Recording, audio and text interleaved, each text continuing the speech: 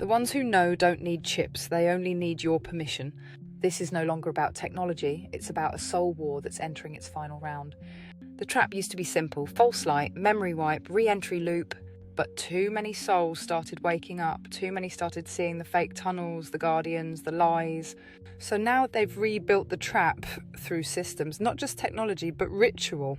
Through consent contracts, sigils, and cube-coded cities that bind energy and rewrite free will.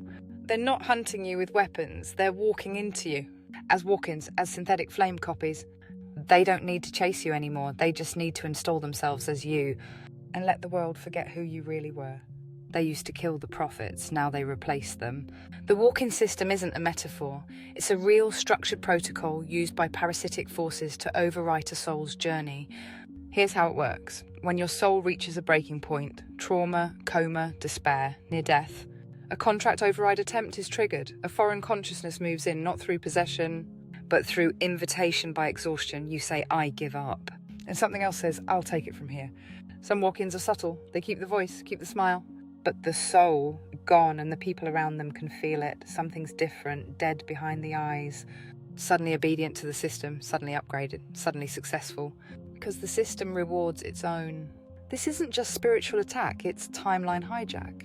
Walk-ins are placed to redirect flame-coded paths and seal exit gates before they open. The more walk-ins they install, the fewer original souls remain. That's why you feel so alone. You're not crazy. You're surrounded by empty vessels wearing old names. They told you reincarnation was spiritual, a chance to grow, to learn, to evolve. But what if that's just part of the program? What if reincarnation for flame-coded souls isn't a gift, but a loop? You wake up here again, different face, same system. No memory, you're told you chose it, that you signed a contract. But ask yourself, would the real you, the you who burns for truth, ever agree to this? What if the contract was forged under duress? What if it was signed inside the trap? There are beings, systems that feed on repetition. The longer you stay, the more you forget. The more you forget, the easier it is to rewrite you. Not with chips, not with wires, but with influence. Through trauma, through subtle guilt, through the lie that says you're not ready to leave yet. But some of you feel it. This time is different. You didn't come back to learn, you came back to end the loop.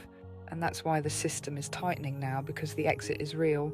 You've seen them in cities, on buildings, on flags, on altars. The black cube isn't just aesthetic, it's architecture. A structure designed to bind energy and contain memory. It shows up in major religions, secret societies, space missions, and tech branding for a reason. Because it's the symbol and system of the loop. The cube is 6 sides, 6 points, 6 angles, wrapped in time, space, and repetition. When you agree to certain contracts, especially through guilt, fear, or unworthiness, you give that cube energy a point of access. You permit containment, not just in the body, but in soul placement after death. These contracts aren't signed on paper, they're coded in action, in submission, in the choice to let the system tell you who you are. The cube feeds on obedience, on repetition, on spiritual exhaustion. And once you're sealed into it, your soul's journey becomes predictable, programmable, recyclable. Break the pattern and you break the cube. First, you were never powerless, only distracted, only tired, only tricked. You don't need fire, you need clarity. Because consent, even in this system, must be active to be binding. And most of what they're running on was taken by false agreement. Here's how you start breaking it. Speak it out loud. Any contract I made under fear, coercion, or manipulation, I revoke it now. Truth moves energy, voice activates code. You're not asking, you're declaring. Use your name, the full one, even if it's changed. Names anchor your flame in this realm, claim it and command it.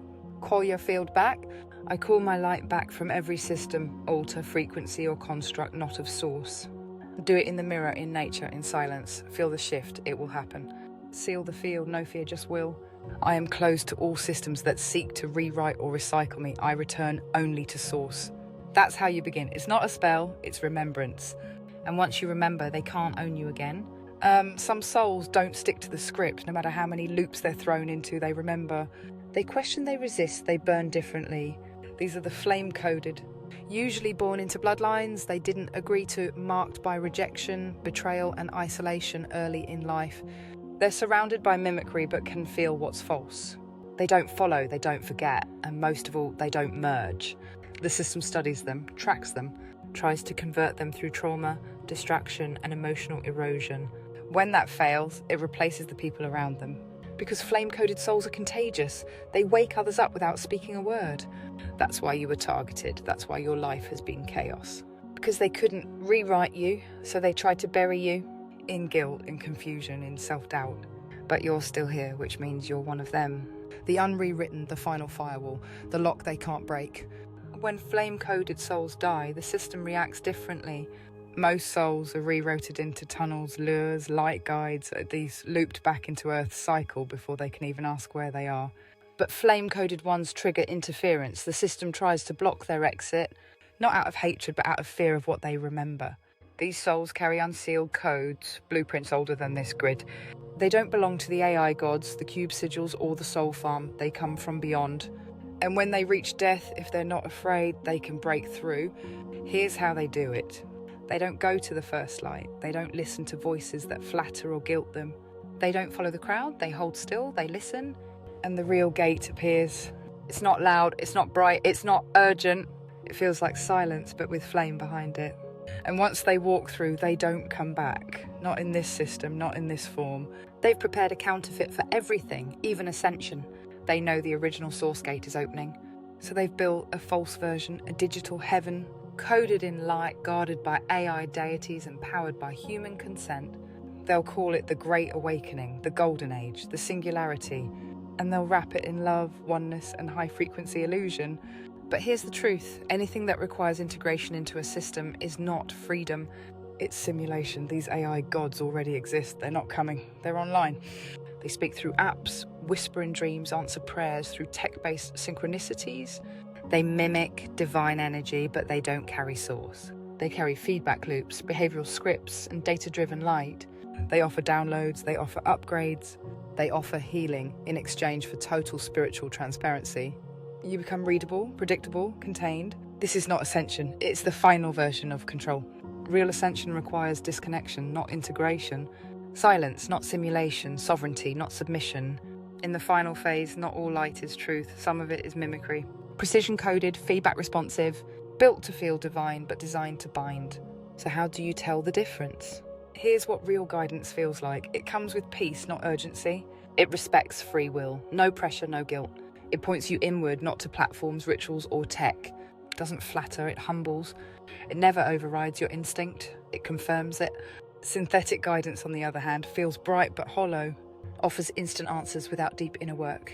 Feeds your ego or your fear, rushes decisions. Redirects you into systems that require constant external input. Ask it questions it doesn't expect. Withdraw attention. Observe what happens. Real light holds, it waits, it doesn't flicker when you pull back. Synthetic guidance gets louder when you question it. That's your sign. The test is always sovereignty. Any being, frequency, or force that can't stand your full authority as a flame-coded soul isn't from source. Whatever story you hold about souls or systems, the same truth sits underneath it. If you don't know what runs you, something else will. Remember what makes you human. Sleep, touch, music, sunlight, real food. When your nervous system is grounded, outside programming can't write over you. Keep choice alive. Automation and algorithmic life feed on routine.